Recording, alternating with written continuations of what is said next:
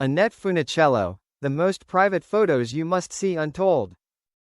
Stories that reveal her true heart for generations. Annette Funicello was America's sweetheart, the Disney darling whose smile defined innocence and charm. From the Mickey Mouse Club to her beloved beach movies, she captured hearts with effortless grace. Yet behind the perfect smile and twinkling eyes lay a woman of strength, vulnerability, and unspoken struggles. This is the story behind her most private photographs.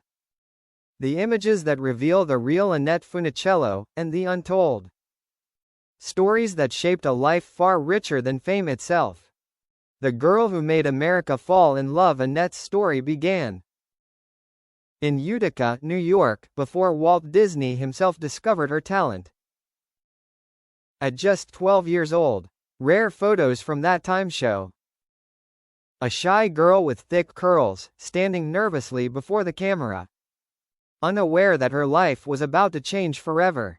Walt saw in her something rare. She had that spark, innocence, wrapped in natural confidence, he once said. When the Mickey Mouse Club premiered in 1955, Annette became a phenomenon overnight.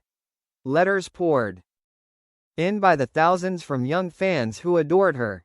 But few knew that behind her cheerful energy was a young girl struggling to balance fame with childhood. I loved the fans, she once admitted, but sometimes, I just wanted to be a normal kid. Between cameras and classrooms. Private photos from the late 1950s show Annette on movie sets with Mickey Mouse ears still perched playfully on her head, surrounded by adoring co-stars. Yet her diary from those years reveals loneliness.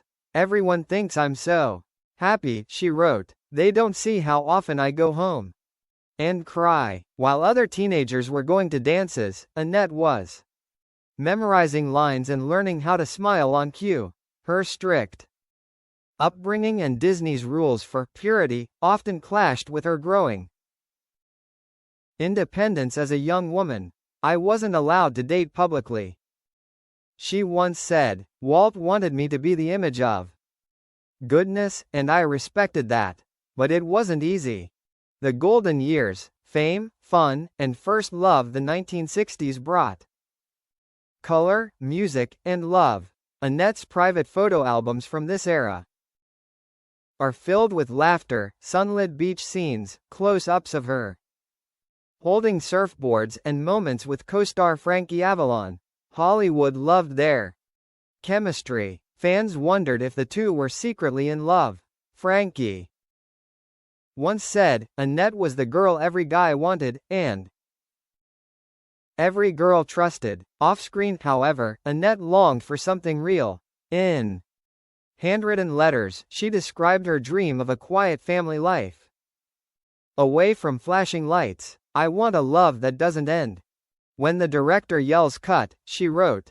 The private struggles nobody saw as her fame soared. Annette began facing pressures no one could imagine. The image of America's perfect girl came with expectations, no scandals, no mistakes.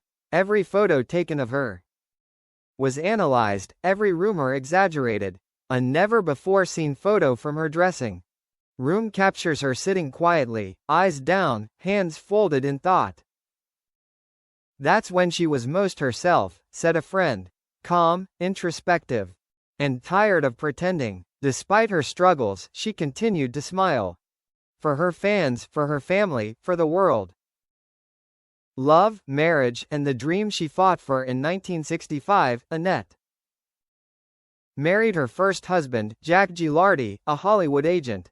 Their wedding photos glowed with warmth, she in a modest gown, surrounded by friends and cameras. She looked like a princess, a guest recalled. But what mattered most to her was being a wife and mother. Her private collection includes tender snapshots of her holding her baby daughter, her face radiant and peaceful. This, she wrote on the back of one photo, is happiness, no scripts. No cameras, just love. The hidden pain, a silent battle.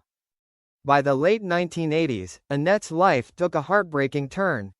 She was diagnosed with multiple sclerosis, a disease that slowly took away her ability to walk and speak. Yet she never lost her grace. In deeply moving private photos taken during her illness, Annette is seen surrounded by her family, smiling softly, her eyes still shining with warmth. "I'm not angry," she told People magazine in 1992. "I believe everything happens for a reason."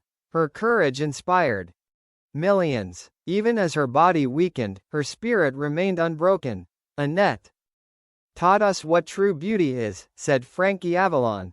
"It's not in the face, it's in the heart." The legacy of a quiet warrior. Annette's later years were spent away from Hollywood, focusing on advocacy for others battling multiple sclerosis. She founded the Annette Funicello Research Fund for Neurological Diseases, a tribute to her strength and compassion. One of her last photos, taken by her husband Glenn Holt, shows Annette looking out a window, sunlight touching her face. "She loved mornings," Glenn recalled. "Even when she couldn't speak, her eyes still smiled."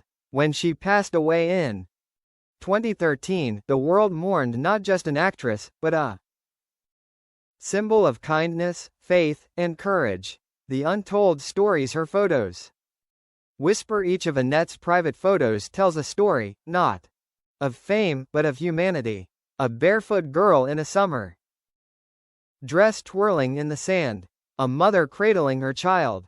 A woman fighting for her life with quiet dignity. Her friends say she kept thousands of photos in albums labeled blessings. She didn't keep them to remember the good days, one friend said. She kept them to remember gratitude.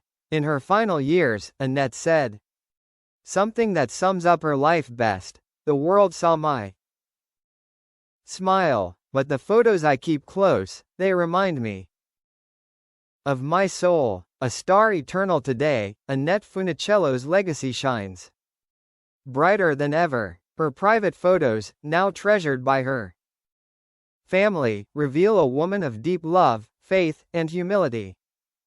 They remind us that true icons are not made by fame, but by how they face life's storms with grace. Annette may have started as Disney's golden girl, but she became something far greater, a testament to resilience, kindness, and timeless beauty.